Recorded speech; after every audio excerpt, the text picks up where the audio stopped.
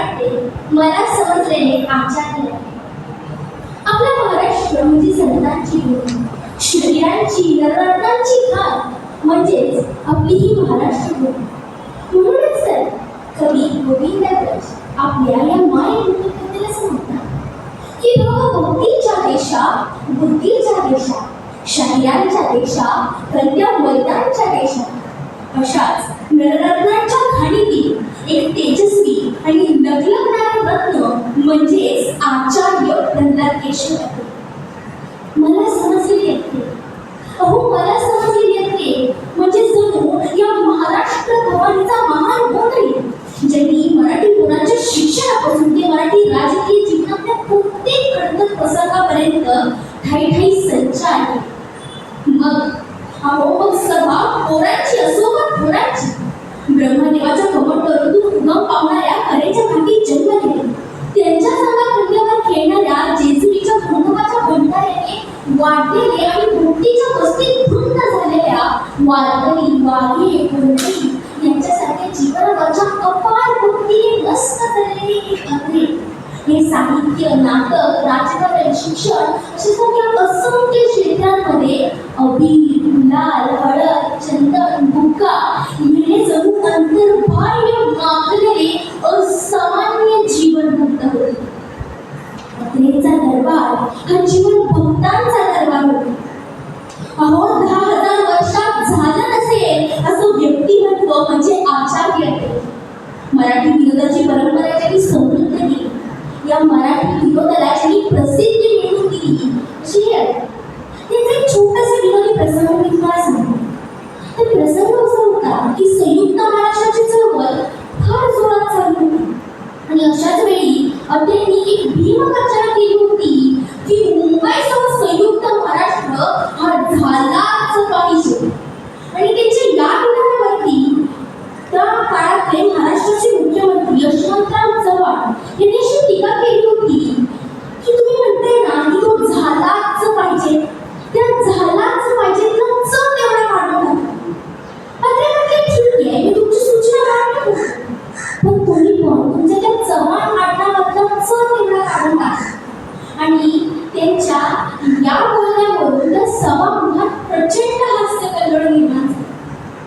म्हणजेच उत्स्फूर्तता हा अत्रेंच्या विनोदाचा एक विशेष होता आणि त्याच्या प्रत्येक क्षेत्रात हा विनोद त्यांचा वाटेकरी ठरला.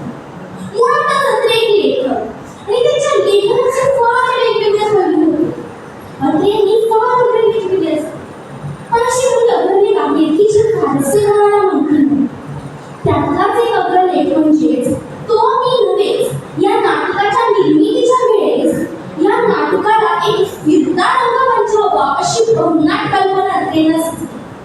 अर्थात आता अत्रे म्हटलं की भन्नाट तर असणारच. त्यांच्या याच रंगमंचासाठी त्यांनी कोल्हापुरात धाव घेतली आणि कोल्हापुरात एका भालवा मिस्त्रीकडून त्यांनी तो हवा तसा रंगमंच बनवला.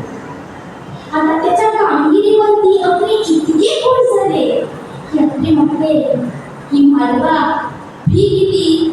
तसा तो मालवा मिस्त्री म्हटला, साहेब तुमच्याकडून फी घेण्याइतपत नालायक नाही हो मी. एवढं ऐकून अत्रेंचे डोळे क्षणात पाणावले आणि दुसऱ्याच दिवशी मराठामध्ये लेख झळकला की मालवा मिस्त्री नावाचा यंत्रमहर्षी. त्यांनी ते यंत्रमहर्षीला खूप प्रसिद्धच करून टाकलं.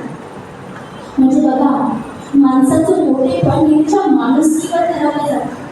अत्रेंनी नेपोलियनवर अग्रलेख लिहिले असतील, टिळकांवर लिहिले असतील किंवा सावरकरांवर लिहिले असतील, परंतु याच्यावर त्यांचं मोठेपण ठरवलं जाऊ शकत नाही.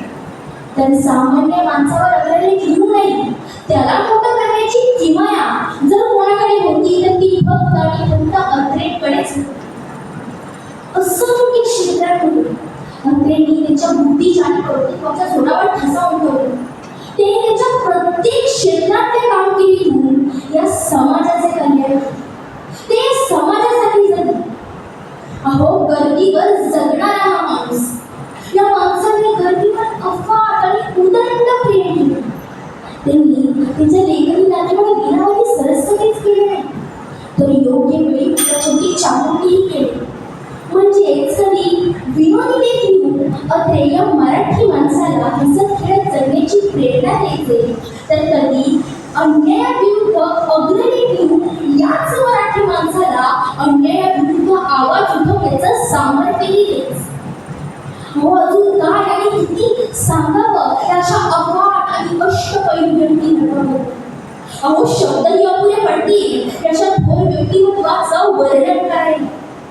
म्हणून शेवटी फक्त मी एवढंच बोलेन की महाराष्ट्राचा तारा मुंबईकडे राखलेला तो वीर खरा मराठा, वक्ता कडाडता मराठी ताठा, म्हणून करेची अवघड छटा.